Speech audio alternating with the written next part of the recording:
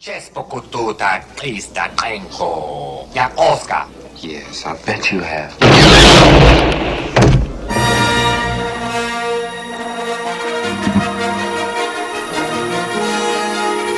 Hey guys, welcome back to the Canteen. It's your friendly neighborhood chaos coordinator, bartender, bar manager, Wookiee Wrangler, purveyor of Star Wars news, Star Wars lore, and general trouble for shills and Lucasfilm.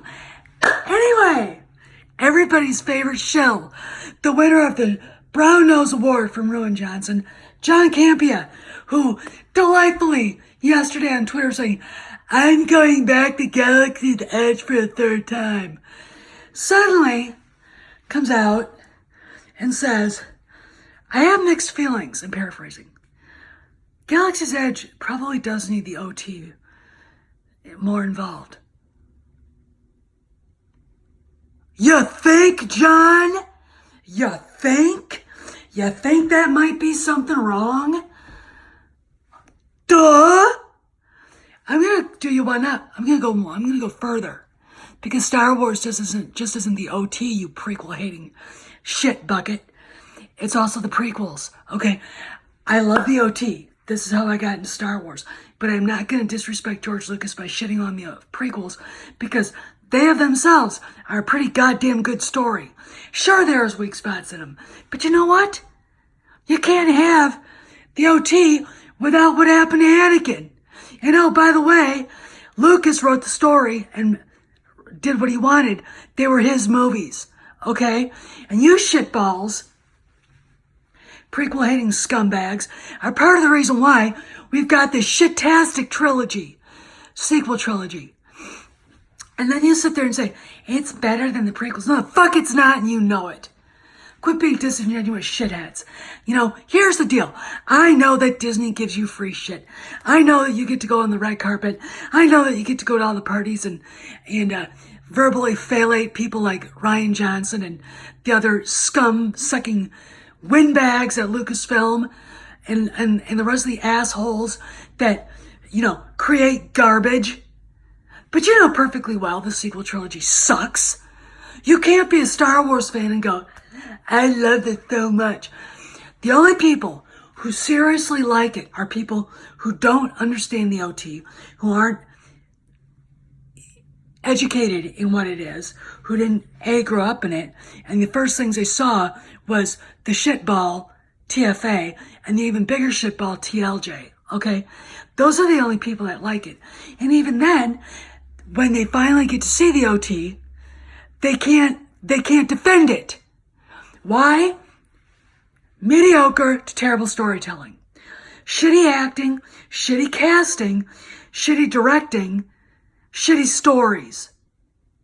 Alright, I just said that, but I wanted to repeat it because... Alright, but here you are talking about how the OT needs to be at the parks. No shit. So we're stuck with Trowbridge going, well, we wanted to make everybody's own memories. Those were those memories. You made a Star Wars park, you moron, without having Star Wars involved. And now even your limp dick shells like Campea are going, it does probably need the OT. Yeah, it does. It also needs prequels. Okay, it needs George Lucas. Without George Lucas, Star Wars is not Star Wars. My God, did anybody think about that?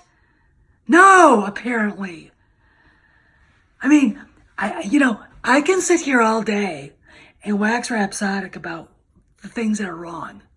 But when I get messages on Facebook telling me that the Disney parks have now discontinued military discounts, that's a huge indicator that they're not making the money that they need to. So they're scrambling for every dime they can get. Okay, there's a problem going on here. And it's not just Star Wars, but Star Wars is, I think, probably the cause of all the problems. Because you can't do Star Wars if you're going to do SJW, identity politics. It doesn't work in a galaxy far, far away because they were already doing it in a subtle storytelling way, a way that people aren't, God, you just took me out of the story. Why the fuck did you do that for? But in the sequels, guess what we got? We get to be taken out of the story all the time. God! You know, there's no world building. There's no good plot making. Daisy Ridley's character is so one-dimensional, I feel bad for her. I really do. She gets an inordinate amount of shit from people who hate her character because they equate her character with Rey. No, she's the actress. She's stuck playing this character. I mean, even back in 1982, when they were filming Return of the Jedi, Harrison Ford had to play Han Solo the way George Lucas and director Marquand wanted him to, okay? He couldn't just say, I'm going to do what I want. I mean, he could do subtle things like change lines and everything, but the basic premise and the basic character arc had to go the way he wanted it, the way they wanted it to go. And I'll tell you something, they did a hell of a lot better job than J.J. Abrams, who doesn't know, he might be a big Star Wars fan, but the foundations, the cornerstones of what make that story great are lost on him. Hopefully he'll be able to get them back. Hopefully with Lucas, you know, picking everything apart, he'll be able to get that back. So at least there's something salvaged from the heaping pile of shit that Rian Johnson was allowed to create because Kathleen Kennedy can't get her head out of her own ass. Okay? See, here's the deal. Instead of doing Star Wars for everybody, they fulfilled every narcissistic SJW asshole's dream. Because, guess what? You're not an SJW because you actually care about gays, blacks, Latinos, and women. You're an SJW because it makes you feel good. And when you're an SJW, you project your own wants and your own needs into places it doesn't need to be. All right?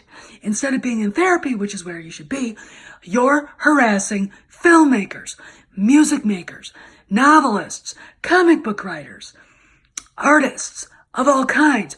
Because instead of doing your own thing, you've got to force them to project you into the story, which is what SJW politics is about, which is what Galaxy's Edge is about. And there's nothing there.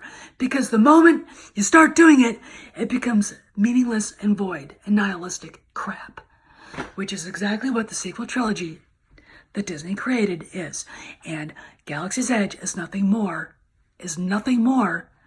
than the physical manifestation of all of that. And they're paying for it through the nose. It's not only Star Wars, it's Captain Marvel. It's, I'm sorry. Endgame made a lot of money, but just because it did, how much did it actually net? And is that going to make up for bomb after bomb after bomb after bomb? And even if Lion King does a really good job this weekend, it's going to bomb next weekend. The only thing they can do is hit on the first weekend anymore because people are curious. Then people start talking about it. The people are like, I'd rather just stay home and, actually watch the real Lion King, which was made under Michael Eisner. So, anyway, I want to talk a little bit about this because, frankly, this pisses me off, John Campea. You do deserve the Brown Nose Award. You shill. I mean, look, you don't have to whore so subtly. You can just say, I'm a Disney whore. Okay? That would actually make sense. Okay? Because that's what you are. That's the difference between me and you and Jeremy, you and Craig, you and Ethan, you and Rowan Johnson, you and Drunk 3PO, you and Abu Nas, you and Mark with a C, you and Demanjanai, you and Anna, you and Jesse, you and Mecca. You're a whore, and none of us are, because we're not going to sell our integrity out just to get free passes to Galaxy's Edge, because we know already, because the movies are devoid of anything meaningful, anything timeless, anything Star Wars, that Galaxy's Edge is merely, like I said, the physical manifestation of that shit. This is Steph, signing out. Sierra in the Galaxy, Sierra in the Cantina. Please remember, tip those Wookiee bartenders 20%. And no Reylos, no Rey Nobodies, no droids, no bounty hunters, no Rey Luke's clone hand, no Rey Palpatine, no Rey clone of any kind, no Rey cloned a billion fucking Jedis. Alright? No fights in the Cantina, no gunfights, you take that shit outside. Sierra in the Galaxy.